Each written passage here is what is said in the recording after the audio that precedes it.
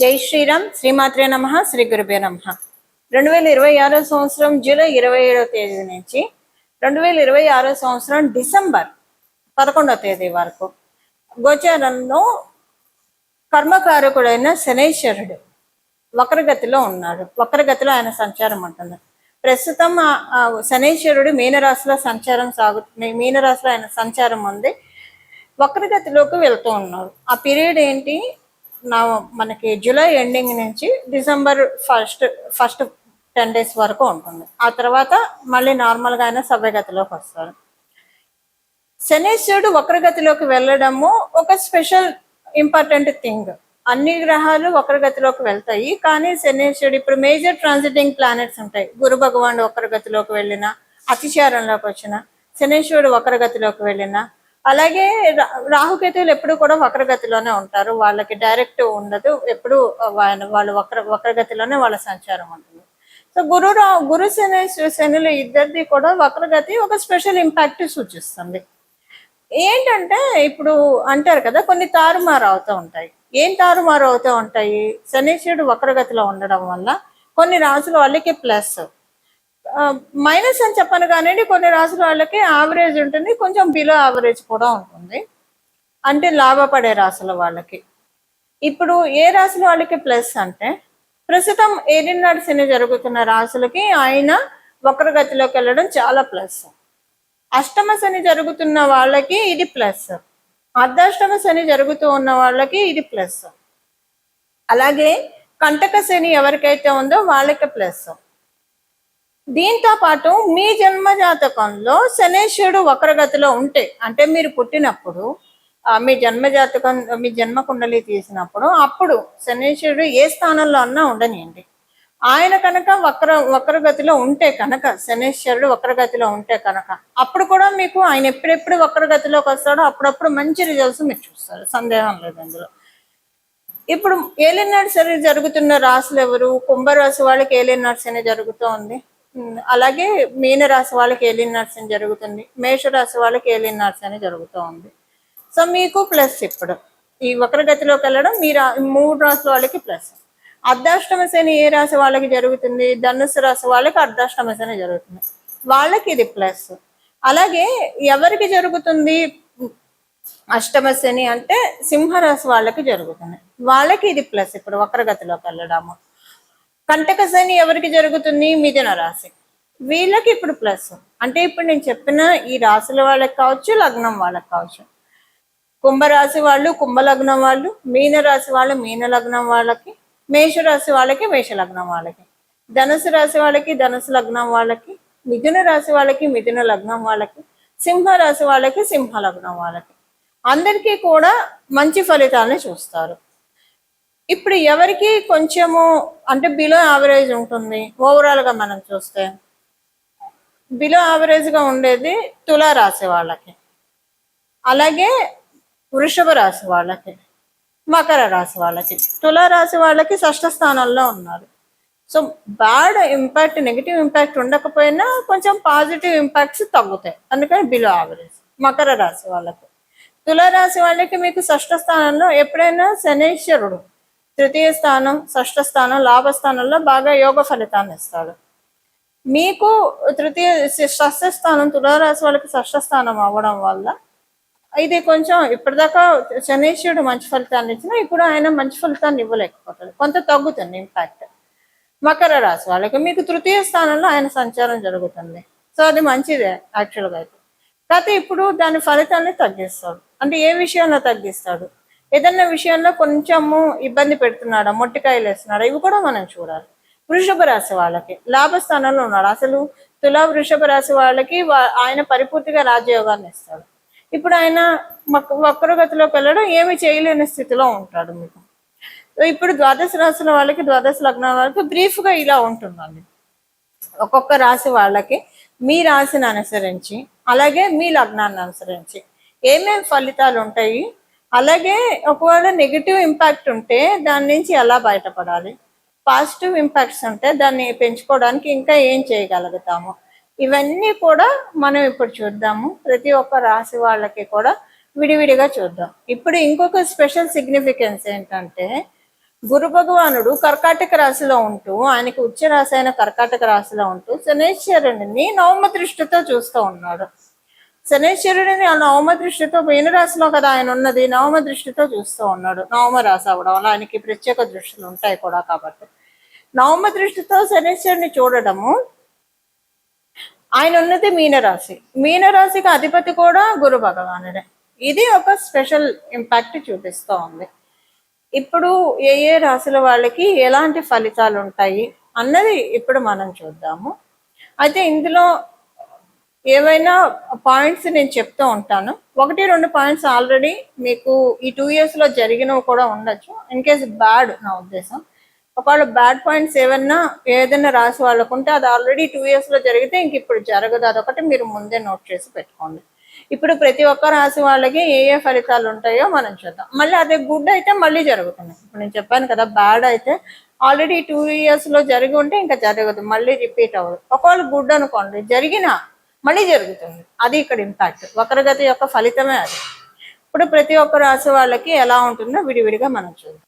మిథున రాశి, మిథున రాశి మిథున లగ్నంలో పుట్టిన వాళ్ళకి మీకు ఇది మంచిగా చేస్తుంది. ఆల్రెడీ మీరు కంటక శనిలో ఉన్నారు కాబట్టి మంచి చేస్తుంది. ఏ విషయంలో మంచి చేస్తుంది? మీ పర్సనాలిటీ అంటే ఫిజికల్ పర్సనాలిటీ కాదు. సో ఫిజికల్ పర్సనాలిటీ కూడా ఎందుకు కాకూడదు? మీరు ఒకవేళ ఫిజికల్గా వెయిట్ పుటాన్ అయ్యండి, తగ్గాలని మీరు ఏదన్నా ప్రయత్నం చేద్దామని ఎప్పటికప్పుడు రేపు చేద్దాం, ఎల్లుండి చేద్దాం, ఎల్లుండి చేద్దాం అని పోస్ట్పోన్ చేసుకుంటూ వస్తే ఇప్పుడు పర్ఫెక్ట్ వర్కౌట్స్ చేసి చాలా స్లిమ్ బాడీ మెయింటైన్ చేయగలుగుతారు. అలాగే మెంటల్ పర్సనాలిటీ కూడా చేంజ్ అవుతుంది. ఎప్పుడు భయపడటము, ఇన్సెక్యూరిటీ, గత 2.5 సంవత్సరాలుగా ఇదే జరుగుతుంది. అక్కడ ఏం లేకపోయినా భయపడుతున్నారు, ఇన్సెక్యూరిటీకి లోన్ అవుతున్నారు.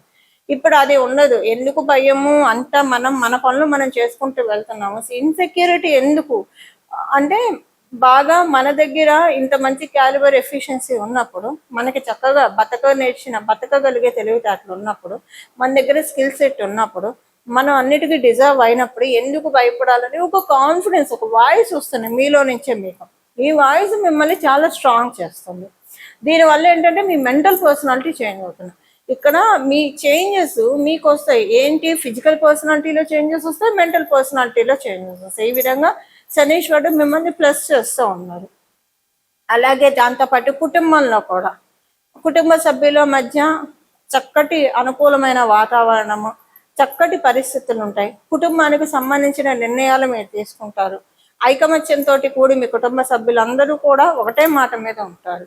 కుటుంబానికి సంబంధించిన చేంజెస్, గృహానికి సంబంధించిన చేంజెస్, వాహనానికి సంబంధించిన ఏమైనా చేంజెస్ చేసే సమయం కూడా మీరు చెయ్యాలనుకుంటే ఈ టైంలో అవన్నీ అవుతాయి. ఒకవేళ మీరు అనుకోకపోతే ఏదైనా ఒక మంచి మార్పు మీ ఇంట్లో చూస్తారు. సో మార్పు అయితే చూడటం కన్ఫామ్.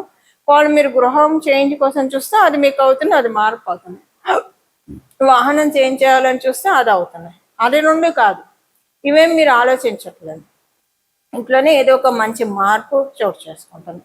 ఇలా మంచి ఫలితాలను ఆయన ఇస్తున్నాడు. ఇంకొక ఫలితం ఏంటంటే, ఆయన మీకు ఇచ్చే మోస్ట్ ఇంపార్టెంట్, మీరు అవివాహితులైతే మీకు వివాహం జరుగుతుంది. వివాహితులైతే కనుక మీకు మీ జీవిత భాగస్వామికి చాలా బాగా ఉంటుంది, మంచి రిలేషన్ ఉంటుంది. అలాగే మీ జీవిత భాగస్వామికి హెల్త్ కాంప్లికేషన్స్ ఏవైనా ఉంటే కనుక అవన్నీ పరిపూర్తిగా సెట్ అయ్యే సమయం ఈ సమయము. ఈ విధంగా శని మహారాజు మిమ్మల్ని కరుణిస్తున్నాడు. మెయిన్ కెరియర్లోనండి చాలా అనుకూలతను ఇస్తున్నారు. బిజినెస్లో, మీరు బిజినెస్ పీపుల్ అయితే బిజినెస్లో అనుకూలతలు ఎక్కువగా ఉన్నాయి. మీరు ఉద్యోగస్తులు అయితే ఉద్యోగుల్లో అనుకూలతలు ఎక్కువగా ఉన్నాయి. ఇన్నాళ్ళు ఉన్న ఇన్నాళ్ళు ఉన్న ఇబ్బందులు ఏవైతే ఉన్నాయో వాటన్నిటి నుంచి రిలీవ్ అవ్వబోతున్నారు. ఒక ఊపిరి పీల్చుకునే సమయము మీ మిథున రాశి మిథున లగ్నంలో పుట్టిన వాళ్ళందరికీ ఉంది. ఇవి మిథున రాశి మిథున లగ్నంలో పుట్టిన వాళ్ళ ఫలితాలు. చూసారు కదండి. ఇప్పుడు చేసుకోవాల్సిన పరిహారము, శని మహారాజు కాలపురుషుడు కుండలిలో ఆఖరి రాశి అనే వ్యయ రాశిలో ఉంటూ వక్ర గమనంలోకి వెళ్తున్నారు. అది కూడా నవమ రాశి, గురు భగవాను నుంచి నవమ రాశి, గురు భగవానుడి స్వక్షేత్రము. ఇప్పుడు గురు భగవానుడు కర్కాటక రాశిలో ఉన్నాడు కాబట్టి గురు భగవాను నుంచి నవమ రాశి ఆయన స్వక్షేత్రము. ఆయన నవమ దృష్టితో మీన రాశిని చూస్తూ ఉన్నారు. ఇది ఒక గుడ్ ఇంపాక్ట్ క్రియేట్ చేయడానికి చేసుకోవాల్సిన పరిహారము. కర్మకారకుడు కాబట్టి మనం ఆచరించే కర్మల్ని బట్టి ఆయన ఫలితాన్ని సత్ఫలితాన్ని మనకు అందజేస్తాడు. సో మీకు వీలుంటే ఎంత అంటే మీరు ఏం మంచి కార్యాలు చేయగలుగుతారో అది చేయడమే రెమెడీ. లేదా ప్రతిరోజు కూడా మీరు ఒక 11 రోజులు పెట్టుకుంటారా, 21 రోజులు పెట్టుకుంటారా, 41 రోజులు. ఏకవింశతి మంచిది, 21 రోజులు అయితే మంచిది, లేదా మండలం 41 రోజులు అయితే మంచిది. మీకు కుదరదు అంటే 11 రోజులు. ఇంకా 11 రోజులు అయితే కంటిన్యూగా చేయండి. 21 రోజులైనా అంటే ఆడవాళ్ళు అయితే 11 రోజులు కంటిన్యూగా, మగవాళ్ళు అయితే 41 రోజులు కూడా కంటిన్యూగా చేయగలుగుతారు. బట్ ఆడవాళ్ళ సంగతి నేను చెప్తున్నా. ఒక 11 రోజులు అయితే కన్ఫర్మ్గా కంటిన్యూగా చేయగలుగుతారు. 21 రోజులు కూడా ఒక్కోసారి కంటిన్యూగా చేయగలుగుతారు. 41 రోజులు అంటే వాళ్ళకి కంటిన్యూగా అవ్వకపోవచ్చు. బట్ అయినా పర్వాలేదు, మధ్యలో ఒక 4-5 రోజులు బ్రేక్ వచ్చినా మళ్ళీ కంటిన్యూ చేయొచ్చు. చేయాల్సింది ఏంటంటే ప్రతిరోజు మీ ఇంటి దగ్గర ఉన్న దేవీ దేవతల ఆలయానికి వెళ్ళి అక్కడ నవగ్రహాలు ఉంటారు కదా, నవగ్రహాలు ఉంటాయి కదా, అక్కడ మీరు ప్రదక్షిణ చేయాలి. ప్రతిరోజు కూడా 41 ప్రదక్షిణాలు చేయాలి. ఈ 41 ప్రదక్షిణాలు మీరు 11 రోజులు చేస్తారా, 21 రోజులు చేస్తారా, 41 రోజులు చేస్తారా మీ ఇష్టం. మీకు కుదిరి సమయం సహకరించి మీకు ఓపుకుంటే 108 ప్రదక్షిణాలు చేస్తే ఇంకా మంచిది. ఎందుకంటే కాలపురుషుడు కుండలిలో 1000 స్థానంలో ఆయన ఉన్నాడు. ఇంకా మళ్ళీ ఆయన నెక్స్ట్ సైకిల్ ప్రారంభిస్తున్నాడు. మేషరాశి నుంచి ఇంకొక సైకిల్ ప్రారంభం అవుతుంది. మేషరాశిలోకి ఆయన వెళ్ళినప్పుడు అది ఇంకొక డిఫరెంట్ సైకిల్. అంటే కాలపురుషుడు కుండలిలో మీనరాశిలో ఒక సైకిల్ ఎండ్ అయిపోతుంది, మళ్ళీ కొత్త సైకిల్ స్టార్ట్ అవుతుంది. కొత్త సైకిల్ శనేశ్వరుడికి స్టార్ట్ అవుతుంది మేషరాశి నుంచి. సో మేషరాశి నుంచి మళ్ళీ మీనరాశిలో కంటే మళ్ళీ రావడానికి 30 సంవత్సరాలు ఉంటుంది. ఈ 30 సంవత్సరాల్లో మనకి ఇబ్బంది లేకుండా బాగా ఉండడానికి this is the right time.